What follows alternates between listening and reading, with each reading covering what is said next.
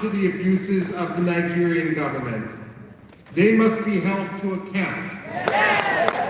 When Secretary of State Antony Blinken met with Muhammadu Buhari, the former president of Nigeria and a war criminal from the days of the first Biafra genocide, he took Nigeria off the State Department's religious freedom watch list. The United States and all other countries must calibrate our policies towards the reality of the way things are, rather than the way we wish things would be. The fact of the matter is, on any watch list for religious freedom, Nigeria should be on its blacklist. It should be its worst tier, because reality cannot be ignored. Nor should human rights of all those in Biafra be swept under the bus. Frankly, if Nigeria spent as much energy hunting the perpetrators of violence against the Igbo as they do pressure in Finland to punish the free speech of Biafra's leaders, Nigeria would be a much better place. Unfortunately, rather than reform, rather than embrace liberty, rather than embrace self-determination, Nigeria seems to embrace transnational repression. And that is why all Biafra activists in Finland should be free. Yay! He said! Look at Biafra and say, you know, we've never heard of Biafra. That reflects their ignorance and their ignorance of history, rather than the necessary reality. But then you will have some naysayers who will say, why are you declaring independence, redeclaring independence in Finland rather than in Biafra itself? And again, that reflects an ignorance of history for those who might criticize. After all, Czechoslovakia declared its independence in Washington, In U.S. Yes, it's true. And no one suggested that the Czechs and the Slovaks didn't deserve their freedom. Yeah. The fact of the matter is, when one faces a lethal threat and lethal repression, you need to assert your freedom wherever you may be. But that doesn't forfeit your rights to your homeland. So, when it comes to Biafra, what I see is everything being done right. Wow! Let me put it this way. Again, I say this as an academic. I've been to many places around the world in which people desire their freedom. I've been to Iraqi Kurdistan, Turkish Kurdistan, and Syrian Kurdistan. And I've written a book where, while I empathize with the Kurds, they are not yet ready for independence because they have not taken the basic steps to form a unitary government that can step into the vacuum on day one and lead their people. That is something that the Biafrans have, a mistake the Biafrans have not made. Yes, But the organization of the Biafrans has been absolutely and completely admirable. Yeah. Not simply symbolically declaring independence. You are setting in motion a government which can take over all functions of the government. Yes. Some people may complain that Biafra now has its own army, and they may say that is a terrorist action. They are wrong. Yes, so. To monopolize the use of force within its territory. The Nigerian army is the occupied army right now. British job is not to nationally secure Biafra.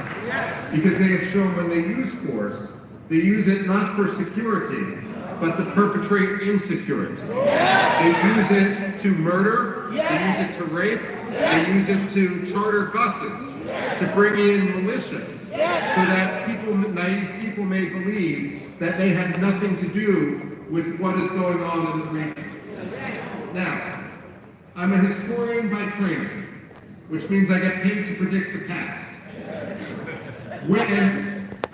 Also, speaking of pay, let me be clear.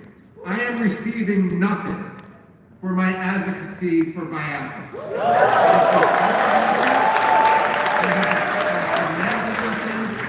And I am receiving nothing. Nor would it even be legal for me to accept money from anyone. I am speaking only as an analyst and only as someone who wants to further liberty. Yes. Now, I ask as a historian, where has it worked to force the victims of genocide together with their perpetrators? Where in history has that ever worked? Aggressors must understand that if they turn to genocide, they will always lose. The fact of the matter is, Nigeria lost Biafra in 1967. They may have won the war temporarily, but they permanently lost Biafra. 57 years ago, forfeited any rights they had to control, to occupy, to speak on behalf of the people of Biafra. Let me conclude by saying, as an analyst again, I don't think the United States will be the first country to recognize Biafra. But I pray that it won't be the third country either.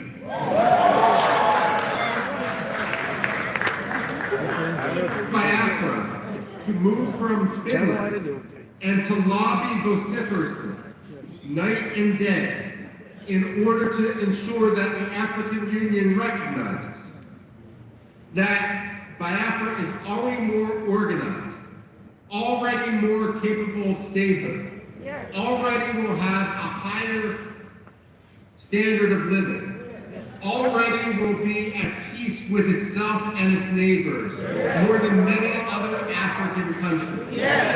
And therefore, it will be a boon to Africa, a boon to the African Union, a boon to the spread of democracy in the region, an anchor for stability in the region, in an area that is increasingly unstable, especially as people come from the north in order to destabilize. So let me conclude by saying with my very short remarks that I wish I could be with you there today. Family prevented me from coming, but I admire what you're doing, I follow what you're doing, and I pray for what you're doing. Long live Biafra. Thank you. That's wonderful. Thank you. Yes. Biafrans are happy. Yes. Biafrans are happy. Yes. We love you. USB is here. Yes. Yes.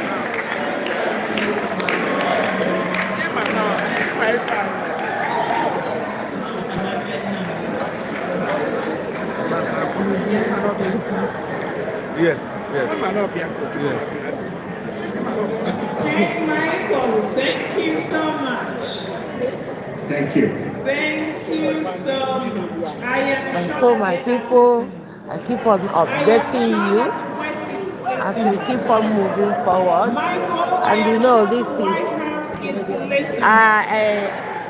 As soon as the speaker finishes, I will just cut the short so that you can watch it. Yes, So we are absolutely. coming up again. Yeah, Jaffa is So, here. does anyone have a It's serious here. question for Yes. Mr. Michael? Thank you. I call this. I will update you again. Thank you so much. Keep connected. Bye for now. Hey, Biafra.